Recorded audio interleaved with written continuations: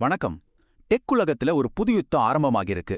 உங்க ஸ்மார்ட் போனுக்கு உயிர் கொடுக்கிற சிப்களின் ராஜாவான குவால்காம் இப்போ ஏஐ டேட்டா சென்டருங்கிற ஒரு புத்தம்புது போர்க்களத்துல கால் பதிச்சிருக்காங்க.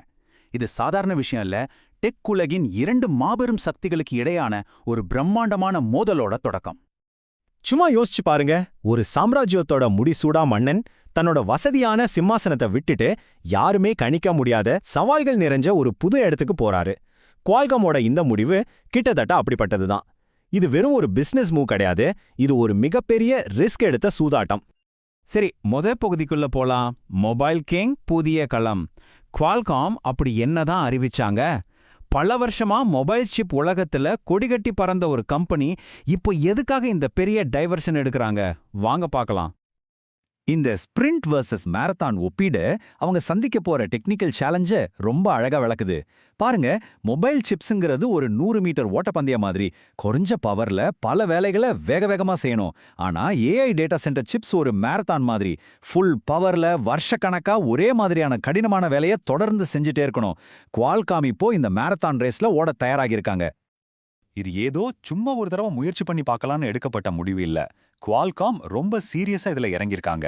2026ல AI 200 சிப், 2027ல அதை விட பவர்ஃபுல்லான AI 250, அதுக்கப்புறம் வருஷம் ஒரு புது சிப். இது ஒரு நீண்ட கால பல பில்லியன் டாலர் திட்டம்ங்கிறத அவங்க ரொம்ப தெளிவா சொல்லியிருக்காங்க. இரண்டாவது பகுதி, சந்தையின் அதிர்ச்சிகரமான வரவேற்பு. ஒரு கம்பெனி இவ்ளோ பெரிய முடிவு எடுக்கும்போது முதலீட்டாளர்கள் என்ன நினைச்சாங்க? அவங்களோட ரியாக்ஷன் உடனடியா இருந்துச்சு, ஆனா ரொம்பவே ஆச்சரியமான விதத்துல இருந்துச்சு. இந்த நியூஸ் வெளியான ஒரே நாள்ல குவால்காமோட பங்கு விலை 13% மேலே ஏறி இருக்கு. இது ஒரு மிகப்பெரிய ஜம்ப். ஒரே நாள்ல இவ்ளோ பெரிய வளர்ச்சிங்கிறது சாதாரண விஷயம் இல்ல.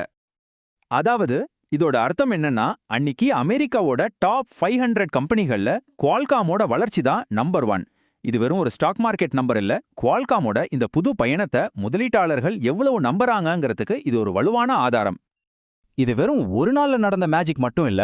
இந்த வருஷத்தை மட்டும் எடுத்துக்கிட்டீங்கன்னா குவால்காமோட பங்கு மதிப்பு கிட்டத்தட்ட 25% அதிகரிச்சிருக்கு. சோ இந்த புது பாதையில அவங்க மேல இருக்கிற நம்பிக்கை நாளுக்கு நாள் கூடிட்டே போகுதுன்னு தெரியுது. மூணாவது பகுதி, யாருடன் போட்டி? சரி, குவால்காம் இந்த புது களத்துல இறங்குறாங்க. ஆனா அங்க யாருக்கு எதிரா சண்டை போட போறாங்க? அந்த இடத்தோட இப்போதைய சாம்பியன் யாரு? அவங்க நுழையிற இந்த மார்க்கெட்டை ஒரே ஒரு ராஜா தான் ஆண்டுட்டு இருக்காங்க. அவங்க பேரு என்விடியா. இந்த ஏஐ டேட்டா சென்டர் மார்க்கெட்ல மழைச்சு போற அளவுக்கு 80% பங்கை என்விடியா மட்டுமே வச்சிருக்காங்க. ஆனா என்விடியாவோட உண்மையான பலம் அவங்களோட சிப்ஸ் மட்டும் கிடையாது. அது அவங்களோட கூடான்னு சொல்ற சாஃப்ட்வேர் ஈகோசிஸ்டம் தான். சிம்பிளா சொல்லணும்னா, ஏஐ டெவலப்பர்ஸ் என்விடியா சிப்ஸோட முழு பவரையும் யூஸ் பண்ண உதவுற ஒரு ஸ்பெஷல் மொழி மாதிரி இது. பல வருஷமா டெவலப்பர்ஸ் இதை பயன்படுத்தி வரதால இது ஒரு உடைக்க முடியாத சாஃப்ட்வேர் கோட்டை மாதிரி ஆயிடுச்சு. இப்போதான் ஒரு ரொம்பவே சுவாரஸ்யமான கேள்வி வருது. இவ்ளோ பெரிய போட்டியாளர் உள்ள வரும்போது என்விடியாவோட பங்கு விலை குறையறதுக்கு பதிலா ஏன் 2.5% ஏறுச்சு? அதுக்கு பதில்தான் இந்த வளரும் கேக் தியரி. முதலீட்டாளர்கள் என்ன நினைக்கிறாங்கன்னா, இந்த மொத்த ஏஐ மார்க்கெட்டும் ஒரு பெரிய கேக் மாதிரி, அதுவும் வேக வேகமா வளர்ந்துட்டே இருக்கிற கேக்.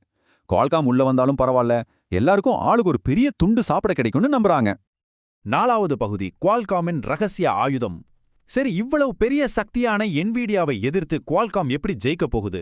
அவங்களோட கேம் பிளான் என்னவா இருக்கும்? அவங்களோட 4th திட்டம் 3 முக்கியமான விஷயங்களை சுத்தி இருக்கலாம். முதல்ல பவர் எஃபிஷியன்சி. மொபைல் சிப்ல கரண்ட்டை மிச்சப்படுத்துறதுல அவங்க எக்ஸ்பர்ட்ஸ். அதே டெக்னிக்கை யூஸ் பண்ணி டேட்டா சென்டரோட மிகப்பெரிய செலவான கரண்ட் பில்லை குறைக்கலாம். ரெண்டாவது, விலை. என்விடியா சிப்ஸை விட குறைஞ்ச விலைக்கே ஒரு ஆப்ஷன் கொடுக்கலாம். மூணாவது, ஸ்பெஷலைசேஷன்.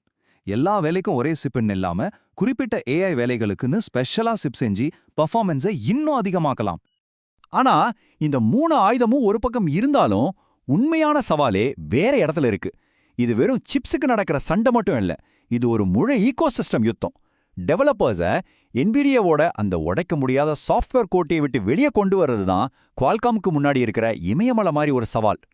சரி, கடைசி பகுதிக்கு வந்துட்டோம். இது நமக்கு என்ன சொல்கிறது? இந்த பெரிய கம்பெனிகளுக்கு இடையில நடக்கிற இந்த போர்ல இருந்து நம்ம என்ன தெரிஞ்சுக்க முடியும்? இதிலிருந்து நமக்கான பாடங்கள் என்ன? குவால்காமோட இந்த மூவ் ஒரு விஷயத்தை ரொம்ப தெளிவா காட்டுது. ஏஐ புரட்சியோட வேகம் உலகத்துல இருக்கிற பெரிய பெரிய கம்பெனிகளை கூட தங்களை மாத்திக்க சொல்லி கட்டாயப்படுத்துது. அது மட்டும் இல்ல, இப்படி போட்டி அதிகமாகும் போது அது புது டெக்னாலஜியை வேகமா கொண்டு வரும், விலைகளை குறைக்கும். கடைசியில அதோட பலன்கள் நம்மள மாதிரி பயனர்களுக்கு தான் வந்து சேரும். கடைசியா இது நம்ம எல்லாரையும் ஒரு முக்கியமான கேள்வியோட விட்டுட்டு போகுது. குவால்காம் உள்ள வர்றதால என்விடியா தோற்கணுமா, இல்ல இந்த ஏங்கிற எழுச்சியாலை ரொம்ப பெருசுங்கிறதால எல்லா படகுகளையும் ஒட்டார உயரத்துக்கு கொண்டு போகுமா? பொறுத்திருந்து தான் பார்க்கணும்.